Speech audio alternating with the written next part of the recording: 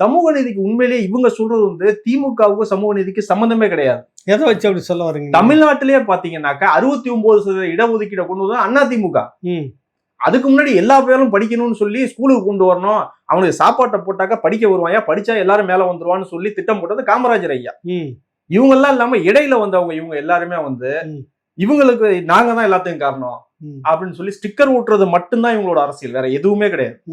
இவங்கள பாத்தீங்கன்னாக்கா காமராஜர் ஐயா வந்து அவர் வந்து 9 வருஷம் முதலமைச்சரா இருக்கும்போது அவர் வந்து தொடர்ச்சியா பள்ளிகளை திறந்து எல்லா 5 கிலோமீட்டருக்கு ஒரு பள்ளி இருக்கணும்னு சொல்லி திட்டம் போட்டு அன்னைக்கு இருந்த பட்ஜெட்டே ரொம்ப குறைச்சலான பட்ஜெட். அதுக்குள்ள நான் இல்லைன்னா மடியேந்து நான் பிச்சை கேட்பேன் அப்படின்னு சொல்லிட்டு படிக்க வைக்கணும் அவனை அப்படின்னு சொல்லிட்டு பள்ளிக்கூடங்களை திறந்து படிக்க வச்சார். அவர் படிக்க வச்சு அந்த ஒரு முதல் பேட்ச் மாணவர்கள் வெளில வர காலகட்டத்தில் இவங்க ஆட்சிக்கு வந்துட்டாங்க. உடனே நாங்க தான் கொண்டு வந்தோம், எங்களால தான் படிக்க வச்சான். அதுவும் காமராஜர் பெத்த பிள்ளைக்கு இவங்க பேர் வச்சுக்கிறது.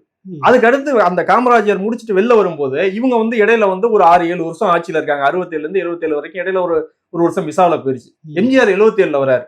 எம்ஜிஆர் வந்ததுக்கு அப்புறம் என்ன பண்றாருன்னா பள்ளிக்கூடத்துல படிக்கிறாங்க, ஆனா அதுக்கு அடுத்தது வந்து கல்லூரிக்கு ஏன் மேற்படிப்புக்கு போக மாட்டாங்க அப்படின்னு சொல்லி எம்ஜிஆரும் படிக்காதவர் தான், ஆனா மக்களுக்காக சிந்திச்சவர். அவர் என்ன சிந்திக்கிறார், அதிகாரிகள்கிட்ட கேட்கிறாரு, அரசியல் தலைவர்கள்ட்ட கேட்கிறாரு, விஷயம் தெரிஞ்சவங்க கேட்கும்போது அவங்க சொல்றாங்க நம்மகிட்ட பள்ளிகள் எண்ணிக்கை நிறைய இருக்கு, ஆனா உயர்கல்வி பண்றதுக்கான கல்லூரிகள் இல்ல. அப்ப இதை எப்படி தீர்க்கலாம் அப்படிங்கும் போது 77, 78 வரைக்கும் SSLC 11வது தான். அதுக்கடுத்து SSLCக்கு அப்புறம் ஹையர் ஸ்டடிஸ் போனா PUCன்னு சொல்லி அவங்க வந்து கல்லூரிக்கு தான் போய் படிக்கணும். கல்லூரிகள் இல்ல, அவ்வளவு கட்டமைப்புலையும் ஏற்படுத்த முடியாது.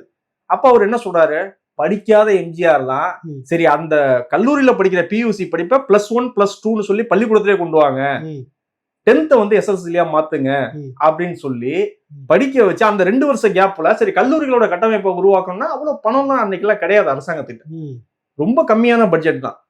அப்போ 3 வேளை சாப்பாடு 3 பேர் எல்லா மக்களையும் சாப்பிட வைக்கிறது அன்னைக்கு பெரிய விஷயம். 40 வருஷத்துக்கு 50 வருஷத்துக்கு முன்னாடி இருந்த நிலைமை.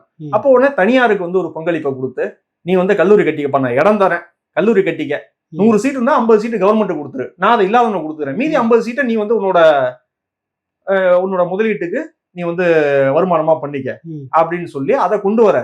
இதையெல்லாம் கொண்டு வந்ததுனால்தான் கல்வியில வந்து அடுத்த 10 வருஷம் வந்து பெரும் பாய்ச்சல் நடந்துச்சு. 90களில் உலக பொருளாதாரத்தை திறந்து விட்டதுக்கு அப்புறம் பன்னாட்டு நிறுவனங்கள்லாம் இங்க வந்து கிளை பிறப்பலாம் அப்படின்னு இந்தியாவுக்குள்ள வரும்போது எந்த மாநிலத்துல படிச்சவன் அதிகமா இருக்கான், எல்லா சோர்ஸும் இருக்குன்னு பார்க்கும்போது தமிழ்நாடு இருக்கு, படிச்சவன் அதிகமா இருக்கான், பொறியியல் படிச்சவன் அதிகமா இருக்கான், டிகிரி படிச்சவன் அதிகமா இருக்கான், அப்ப இங்க தொடங்க பன்னாட்டு நிறுவனங்கள் அப்படின்னு சொல்லி இப்படிதான் தமிழ்நாடு வளர்ந்துச்சு.